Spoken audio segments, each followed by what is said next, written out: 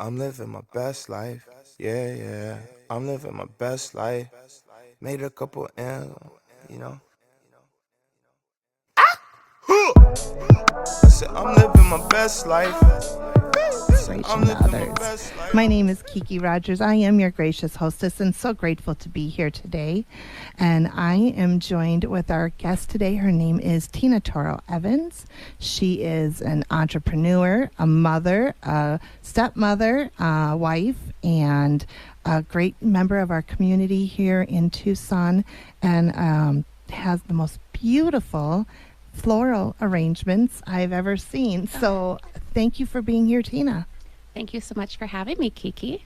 Well, I was just really glad we got that chance to meet. Of course, like through the networking circles, we were just talking about how much networking or how much interaction we do with others in our community. And it was through those circles that you and I met. Yep, absolutely. So And- happy that I met you. and Everything happens, brings us together for certain reasons in life. So I know I was supposed to meet you. I absolutely agree with that. I couldn't agree more. It's so funny how life just kind of plays itself out and how no's turn into other opportunities. Yeah. Well, I had asked you to come on today because you, Tina, have quite an amazing story about perseverance as a mother, as a young mother, and one that you were in a relationship with the father of your children at the time, and it wasn't the healthiest situation for yourself. Is that correct? Yes. Do you mind sharing more about that? Yeah, absolutely. I found myself after a couple years of being in our marriage that I all of a sudden was with an alcoholic before my eyes. Didn't really, understand what was happening up until that point, and then all of a sudden it became very clear that wow, this is a real problem, a real addiction. My father had passed from partially from an addiction along with his illness. Really lost his will to live through that addiction. And so then once my eyes were open to what addiction could really do to somebody, then I started really being able to see the light that, okay, my then husband and father of my children was a full-blown addict. And the way that he was treating me was not the way that I would ever have wanted my children to be treated in a relationship. Especially looking at my beautiful young daughter, I was like, no way. I got to make the decision to go and, make a better life for us. But I knew it would be very difficult, especially being a single mom in Seattle, huge city, very expensive to live there. So it was a tough decision, but I did end up getting full custody. Let's talk about that for Yeah. a minute. So you're in a relationship, you're married, have children. Yep. You realize his drinking. You had said something about how you had began to see things differently. Mm-hmm. Was that addiction and that problem always there and you hadn't noticed it? Or did the problem worsen and it started to get your attention? Definitely number one and partially number two. It was always there, but it did start to worsen as well. And the way that I was being treated in the relationship was significantly worsening. And my next question was going to be, what were some of those red flags? Being told that I wouldn't amount to anything. I wasn't good enough. I didn't deserve better. This is as good as it was going to get. Those were a lot of the things that were said to me almost on a daily basis. That's a lot of negativity. A lot of negativity. And it's verbal abuse. There was a lot of words that you would never expect somebody that supposedly loves you to say to you.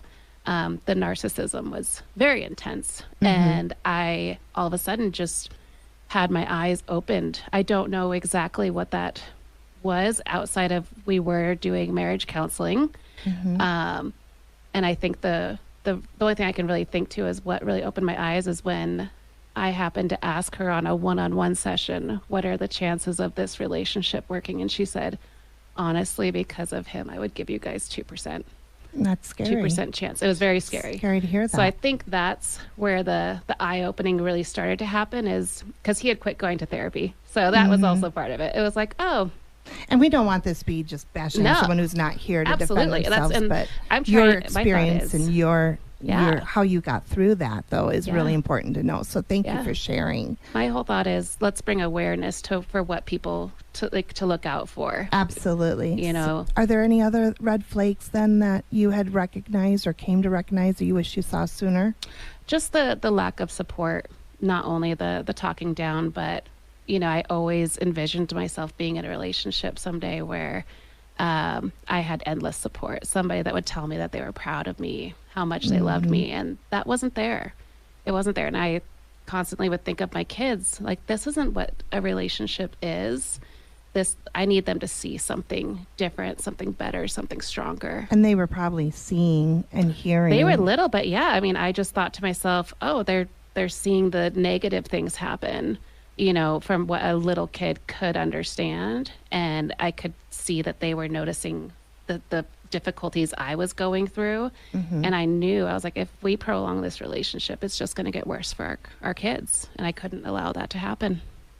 And we hear all the time how abuse usually starts with the mouth. Oh. With the mouth. I said that wrong. Sorry. It starts with the mouth. Yep. And then it goes down and Escalates. escalates down into the Yep. hands. And I remember, hearing that, and I've known other people that it went from being verbal to then physical. And that was another reason why I was like, it's time to get out now. I didn't want it getting to that level. And I knew that I knew deep down, even with all of the things that were said to me all the time, I knew that I deserved better. I didn't have anyone in my life knowing what was truly happening during that time because I wasn't talking about it. You're good at hiding it at that Oh moment. yeah. And Yep. it's now, you know about people like throughout your life that are going through that same situation. And you're like, oh my gosh, like if you had just told me, but you don't want to talk about it Right. when you're in that situation. It's too scary to talk about. And you're like, I don't want any negative attention being brought to my partner. Like, it's like almost a protection thing that we do because the narcissism is getting to us so much. You were using therapy as a tool at that time. Yeah.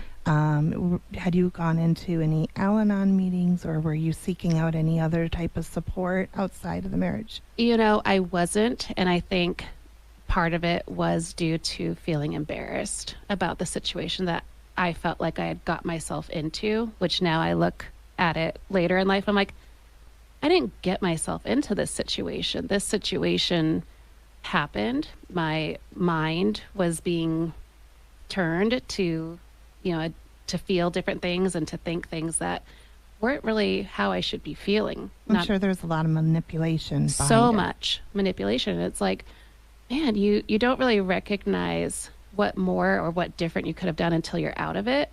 And then once you're out of it, you look back and like, man, I should have gone to some Al-Anon meetings. And, there's so many other things that could have done differently that I didn't do because I didn't know to do. But you did finally face that embarrassment feeling. Oh, yeah. And turned that embarrassment into courage. Yeah. What was the turning point that created that? It was actually my mom. This was in 2014. She saw that I was upset one day when I was because she would watch my kids while I was going to work. And one morning she saw how upset I was with something within my relationship. And she's like, you're not happy, are you? It was those words and I looked at her and I was like, no, I'm miserable. I'm so unhappy.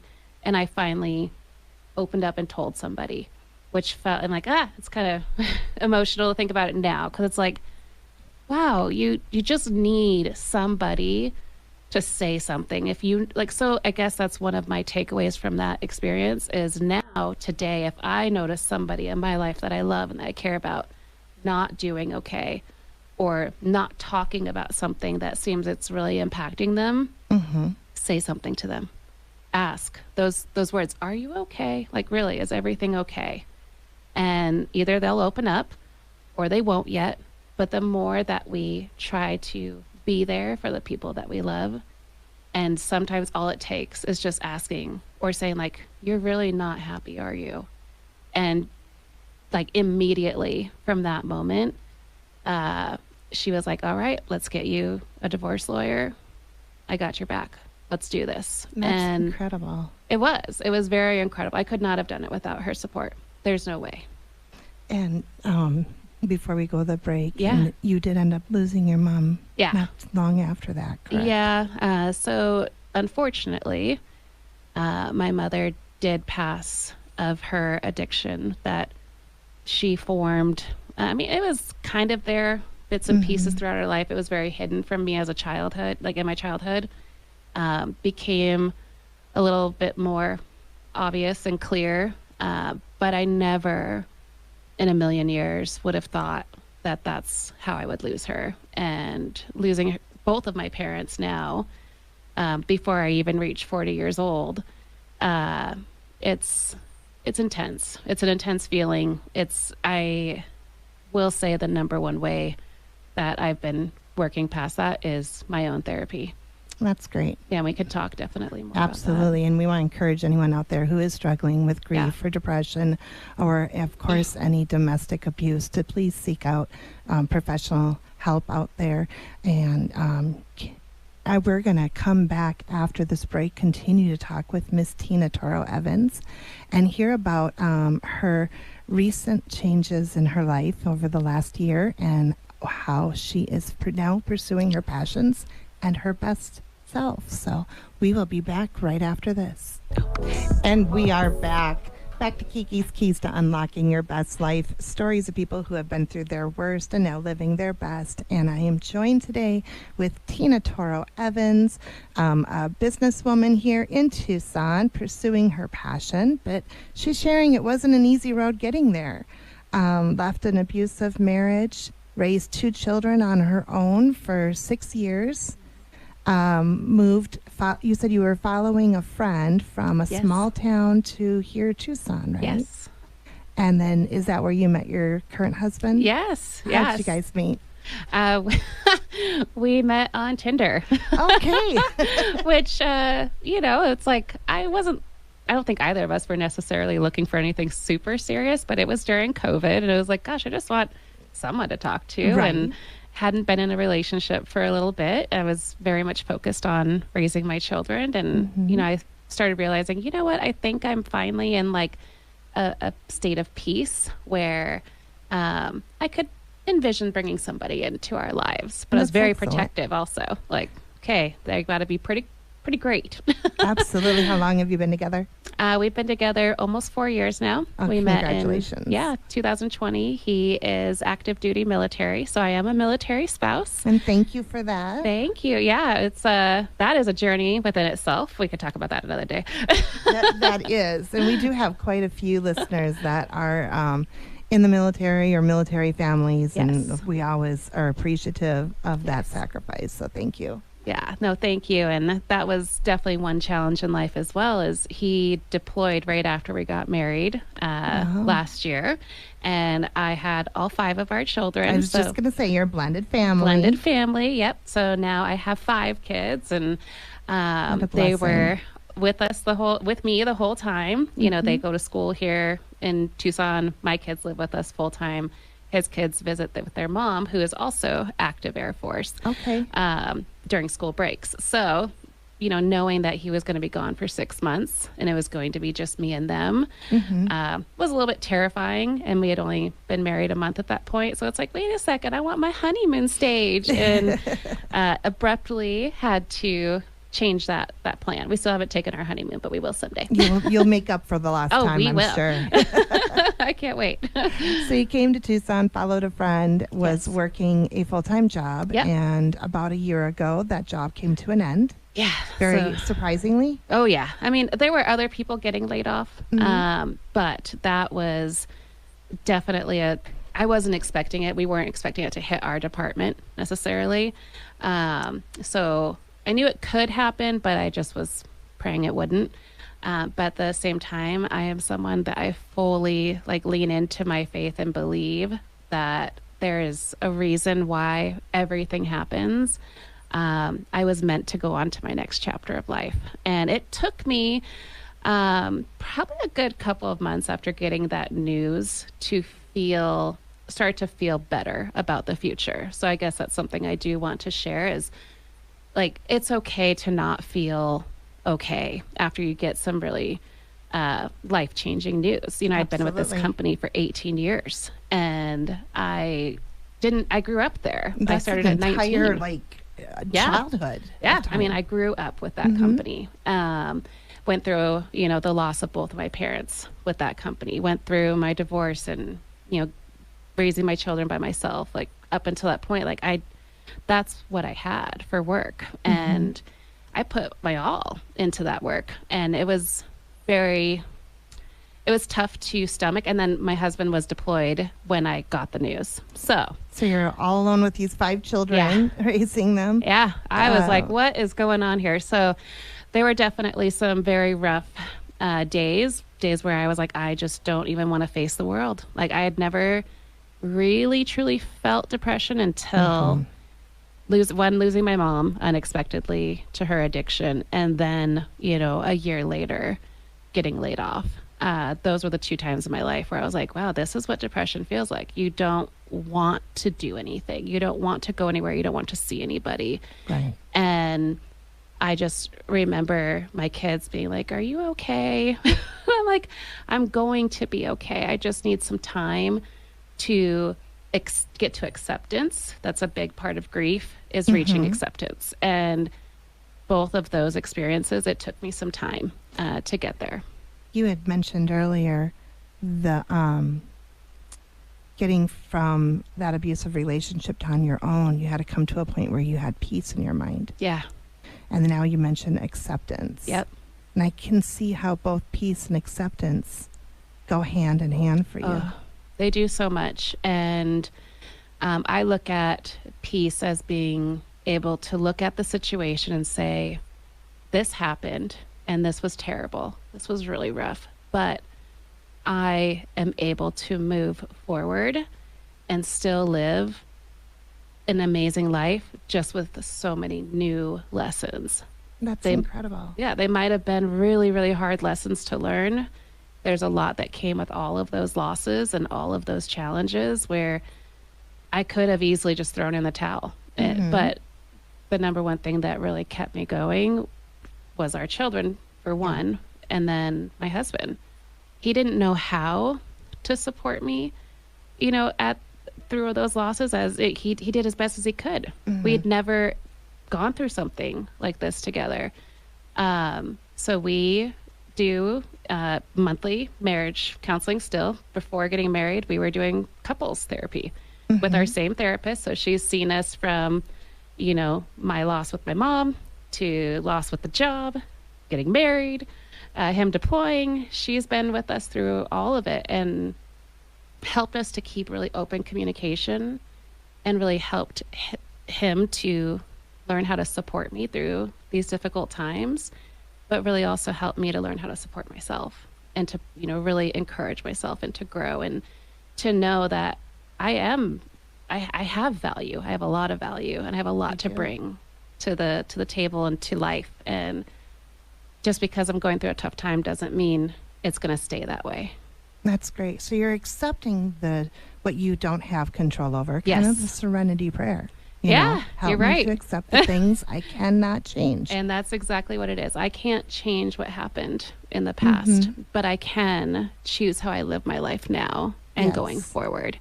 And I'm so thankful that I have, you know, a husband and a partner now who is like by my side in everything. And more so, you also took on the adventure Yeah. of starting your own business at Yeah. your layoff. Well, and it's so funny is everyone always says when you're going to be a military spouse at home while your partner's deployed is stay busy. I'm like, well, I took that a little too literal, and I decided to stay busy with opening a new business, and he's the business owner with me, so we work together.